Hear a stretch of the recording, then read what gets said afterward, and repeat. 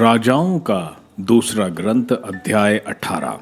हिजकिय्याह के शासन का प्रारंभ। एला के पुत्र इज़राइल के राजा होशुआ के तीसरे वर्ष आहाज का पुत्र हिजकिय्याह यहूदा का राजा बना।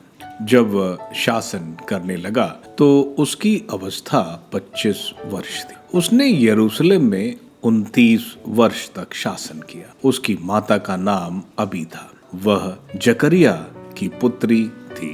अपने पुरखे दाऊद की तरह उसने वही किया जो प्रभु की दृष्टि में उचित है। उसने पहाड़ी पूजा स्थान हटा दिए, पूजा स्तंभों को तोड़ा, अशेरा देवी के खूंटे काट डाले और मूसा द्वारा बनवाया हुआ कांसे का सांप टुकड़े टुकड़े कर डाला, क्योंकि इजरायली उस समय तक उसके सामने धूप देते आ रहे थे। लोग उसे नहुश्तान कहते थे। हिजकिय्याह को प्रभु इज़राइल के ईश्वर पर भरोसा था।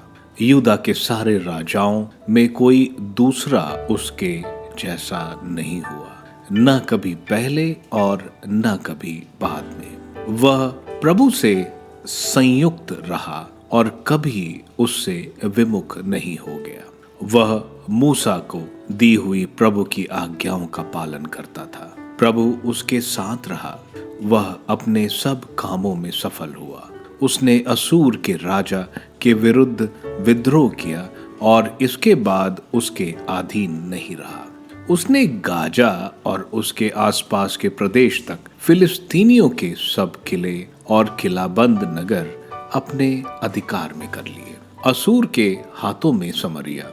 हिजकिय्याह के शासन के चौथे वर्ष अर्थात एला के पुत्र इज़राइल के राजा होशुआ के 7वें वर्ष असूर के राजा शल्मन-एज़ेर ने समरिया पर आक्रमण कर उसे घेर लिया। उसने 3 वर्ष बाद उस पर अधिकार कर लिया। उसने हिजकिय्याह के 6ठे वर्ष अर्थात इज़राइल के राजा होशुआ के 9वें वर्ष समरिया पर अधिकार कर लिया। असूर का राजा इज़राइलियों को बंदी बनाकर असूर ले गया और उन्हें हला में गोजान की नदी हाबोर के तट पर और मेदिया के नगरों में बसा दिया। यह इसलिए हुआ कि उन्होंने प्रभु अपने ईश्वर की वाणी पर ध्यान नहीं दिया और उसका विधान भंग किया था। उन्होंने प्रभु के सेवक मूसा की सब आज्ञाओं पर ना तो ध्यान दिया और ना उनका पालन ही किया।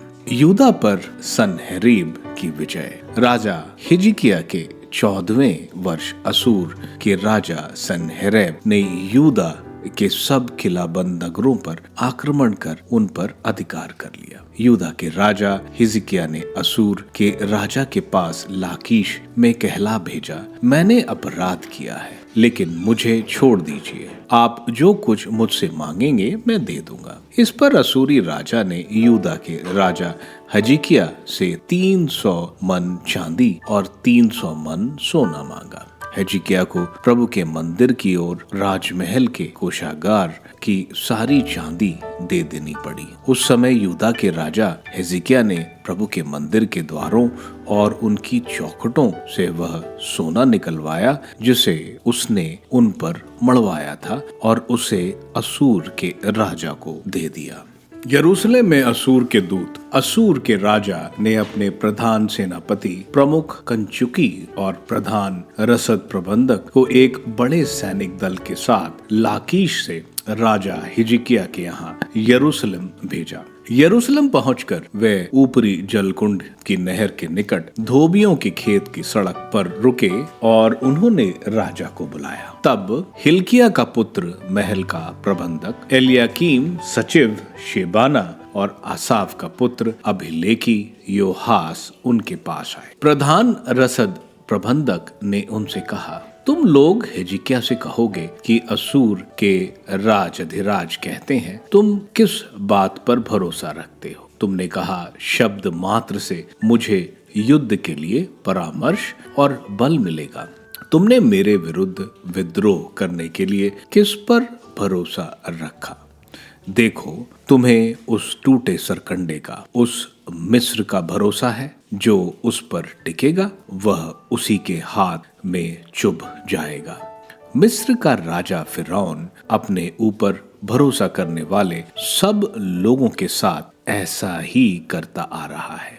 और यदि तुम मुझसे कहो कि हमें प्रभु अपने ईश्वर का भरोसा है, तो विचार करो कि हिजकिय्याह ने उसके पहाड़ी पूजा स्थानों और वेदियों को गिरा दिया है तथा यूदा और यरूशलेम वासियों को आज्ञा दी है कि उन्हें केवल यरूशलेम की वेदी के सामने आराधना करनी चाहिए। इसलिए आओ, अब मेरे स्वामी असूर के राजा की चुनौती दो और मैं तुम्हें 2000 घोड़े दे रहा हूँ, बशर्ते तुम उनके लिए सवार पा सको। तुम मिस्र के रथ और रथियों का भरोसा करते हो, क्या तुम मेरे स्वामी के छोटे से छोटे कर्मचारी का सामना कर सकोगे?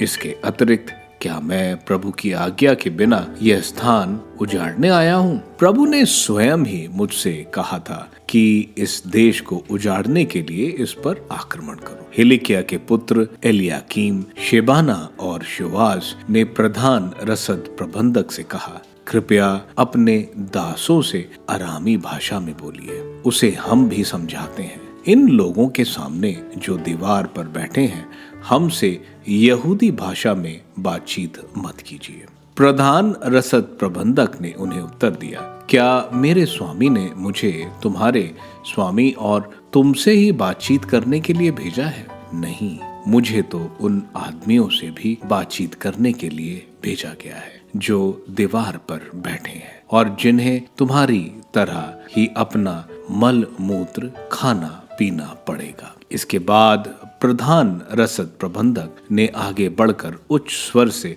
यहूदी भाषा में कहा, असूर के राजाधिराज की बात सुनो। राजा का कथन है कि तुम हिजकिय्याह के धोखे में ना फंसना, क्योंकि वह तुम्हें मेरे हाथ से नहीं बचा सकेगा। हिजकिय्याह यह कहते हुए तुम्हें प्रभु का झूठा भरोसा ना दिला पाए कि प्रभु हमारी रक्षा अवश्य करेगा और वह नगर असूर के राजा के हाथों नहीं पड़ेगा। हिजकिय्याह की बात पर ध्यान ना देना। असूर का राजा तुम्हारे सामने यह प्रस्ताव रखता है कि मेरे साथ संधि कर लो, मेरे पक्ष में आ जाओ, तब तुम में प्रत्येक अपनी दाखलता और अपने अंजीर वृक्ष का फल खा सके और अपने कुएं से पानी पी सकेगा। मैं बाद में आऊंगा और तुम्हें ऐसे देश ले जाऊंगा जो तुम्हारे ही देश की तरह है, एक ऐसे देश जो अन्न और अंगूरी से भरा है, एक ऐसे देश जो खादानों और दाखबारियों से भरा है, एक ऐसे देश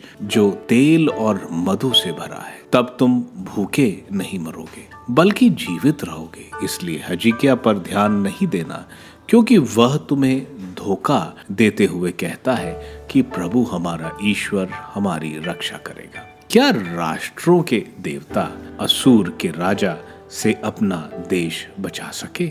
हमात और अपार्द के देवता कहाँ हैं? सफरफाइम, हेना और ईवा के देवता कहाँ हैं? क्या वे मेरे हाथ से समरिया की रक्षा कर पाए?